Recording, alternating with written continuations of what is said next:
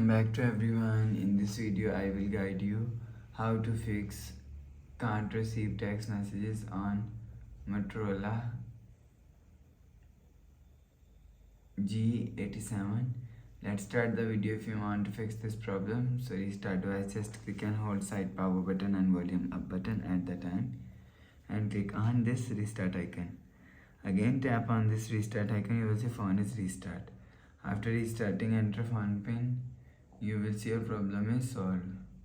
But if it's not solved, if you want to fix this problem, so check your network. After check network, go back to home screen. You will see your problem is solved. But if it doesn't fix this problem, go to app library, click on settings app. Now in setting, scroll down and click on system and update.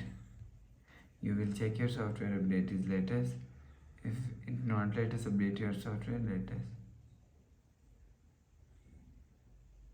After the process, go back to home screen.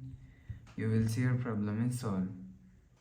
But if it is still not solved this problem, go to app library, click on settings app. Now in setting, scroll down and click on system and update. You will check your software update is latest. If it not latest, update your software latest. After update software latest, go back to home screen. You will see your problem is solved. But if it doesn't fix this problem,